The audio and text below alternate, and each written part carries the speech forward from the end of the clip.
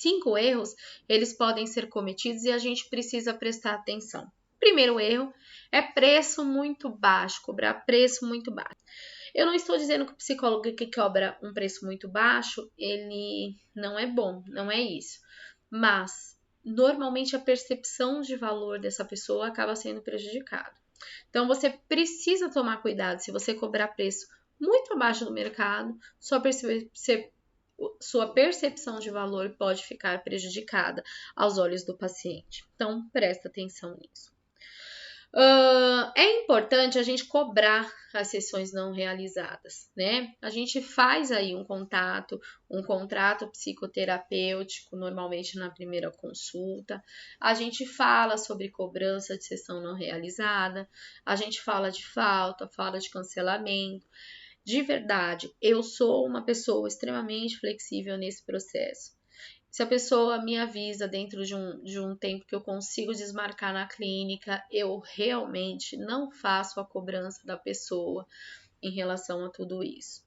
Porém, a gente precisa verificar a nossa realidade e é educativo, é terapêutico que a gente cobre sim as sessões que não foram realizadas, se existe falta.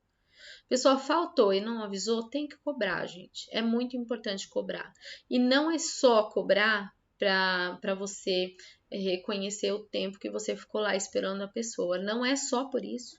Não é só por isso. Mas você cobrar para você entender, para a pessoa entender que existe um valor naquele tempo que você disponibilizou para ela. E que você poderia colocar uma outra pessoa no lugar, mas que você estava lá disponível para o atendimento dela. E se você estava lá disponível para o atendimento dela, é muito importante que ela pague por aquele processo. Então, o processo terapêutico, ele precisa ser essa questão da cobrança para a falta, ela precisa ser realizada até para que a pessoa entenda que ela precisa respeitar você enquanto psicoterapeuta e que você tem seu tempo e que seu tempo precisa ser valorizado. A gente precisa, né, fazer um processo de revisão de preço. Sim, gente. Por quê? Porque as coisas aumentam. Essa é uma dificuldade, às vezes, que a gente tem. E quando a gente estabelece aí, desde o princípio, que existe um reajuste que você faz anualmente e tal, e aí você fala para ele sobre esse reajuste de tempos em tempos, é muito importante. Não adianta eu cobrar R$100 em 2019 e manter os R$100 até 2023. Com certeza, o preço do café, o preço da carne, o preço do arroz, ele está bem diferente do que era em 2019. Então, o que eu preciso fazer? Eu preciso, até o preço da sala que você subloca, o preço do livro que você compra, da pós-graduação que você faz. Então, tudo isso, ele aumentou. Por que é que você não vai fazer aí esse ajuste em relação ao preço da sua consulta? Isso também agrega a percepção de valor aí que seu paciente tem em relação a você. É muito importante a gente tomar cuidado com uma questão ética, por exemplo. A gente não pode começar um processo psicoterapêutico voluntário com a intenção de tornar essa pessoa um paciente pagante. Não pode, tá? Isso é uma questão ética. Então, se você atende voluntariamente, atenda voluntariamente. É muito importante fazer um trabalho voluntário, isso enriquece a alma, tá tudo certo, tá, gente?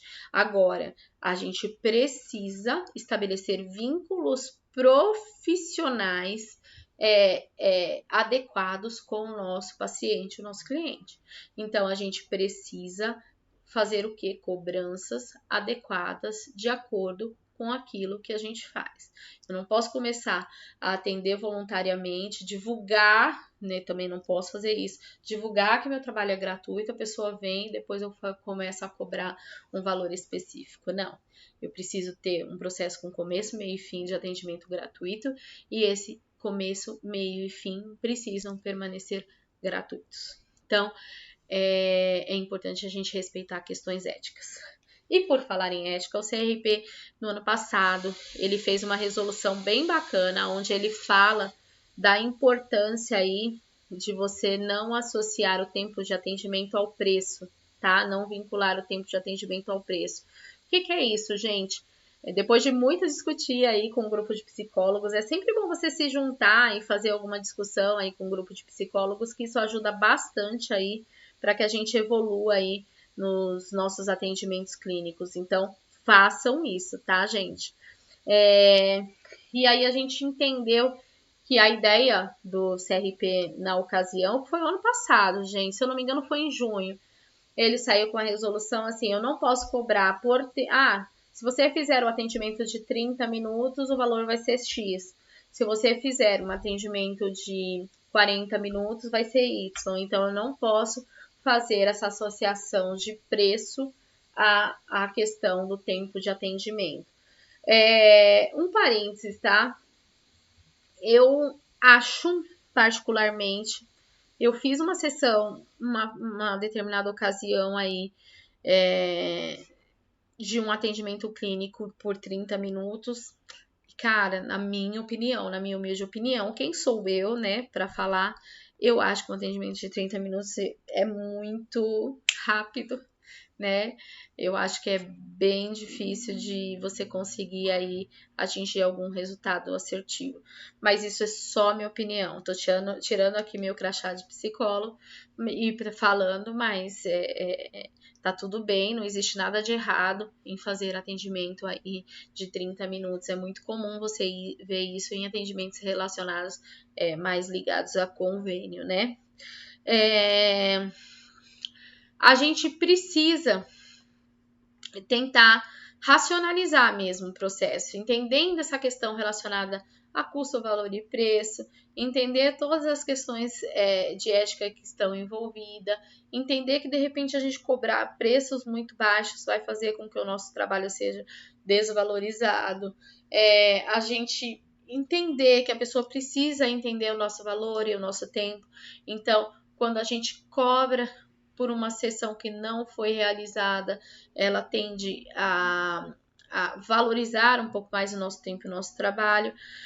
A gente precisa tentar racionalizar esse processo para que as pessoas comecem a entender que no nosso trabalho ele precisa ser respeitado como qualquer uma profissão, e ele precisa ser respeitado como qualquer outra profissão. Infelizmente, ainda existe aí o preconceito e a crença equivocada que a gente, psicólogo, tem que trabalhar de graça, quando na verdade a gente pode até fazer um trabalho voluntário, desde que a gente queira, tá tudo bem. Mas a gente precisa entender que quando a gente se compromete a trabalhar, a oferecer um atendimento clínico, a gente precisa cobrar. E não é cobrar qualquer coisa, é cobrar um valor que a gente entenda como um valor mais justo, né?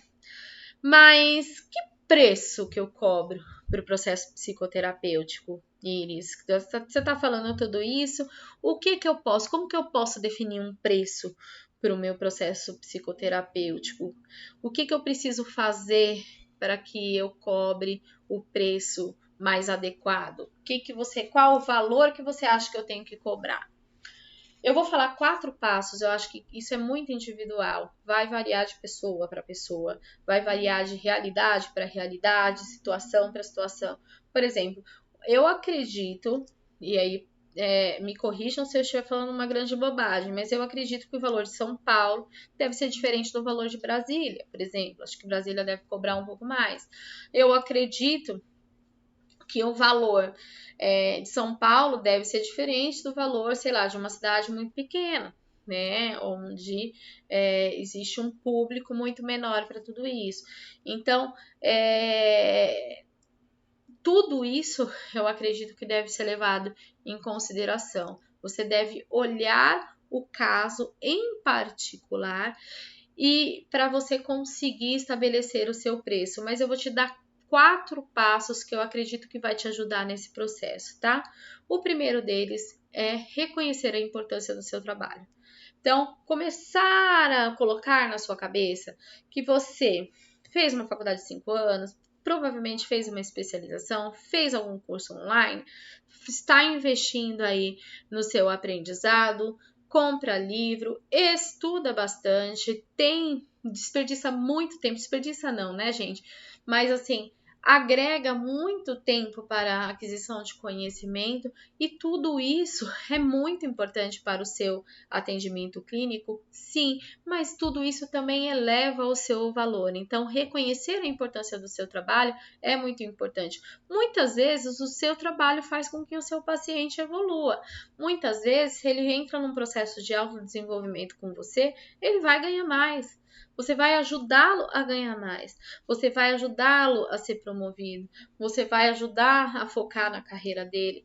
Você vai elevar a autoestima daquela pessoa. Você vai ajudar de alguma forma a elevar a autoestima, né? Você não vai elevar, mas de alguma forma você vai fazer uma série de coisas para que para aquela pessoa evolua. E por que é que você não pode cobrar um valor que seja justo, né?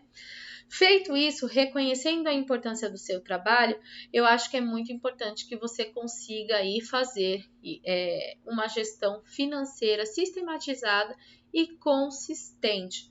Então, colocar a despesa do livro que você tem, da câmera que você compra para fazer o atendimento online, do fone de ouvido, do investimento, por exemplo, com ferramentas de gestão da clínica, com o contador que você paga, com o imposto que você paga em cada consulta que você realiza, você paga imposto por ela, com o espaço que você subloca da clínica, com o café que você compra para o seu paciente tomar. Tudo isso são custos que têm que ser registrados, até a gasolina. Para me deslocar no consultório, eu, sei lá, me desloco 10 quilômetros e ainda pago um estacionamento. Aqui em São Paulo é muito disso, gente. Paga estacionamento, né? Então, tudo isso precisa ser colocado na ponta do lápis, até para você entender o quanto você gasta para atender uma pessoa. Entendendo quanto você gasta e entendendo a percepção de valor que você pode proporcionar a essas pessoas, você vai também verificar a tabela do CRP. Às vezes, gente, você está muito fora da tabela do CRP. A gente vê muito aí na internet, algumas pessoas estão muito fora, né? Tô dizendo que tem nada de errado nisso, mas às vezes é importante você entender se para você é viável cobrar muito fora do CRP. Será que é? Será que vale a pena você cobrar em um valor que é muito fora da tabela do CRP? Talvez não. Então, dá uma olhadinha na tabela do CRP, vê se você está muito fora dela, seja para cima, seja para baixo, né? Ou você está cobrando muito acima da tabela do CRP, ou você está cobrando muito abaixo da tabela do CRP, mas olha, de acordo com a tabela do CRP da sua região, qual o valor que eles cobram por sessão, qual o valor que eles orientam você a cobrar por sessão. Eles costumam ser bem coerentes aí nesse processo.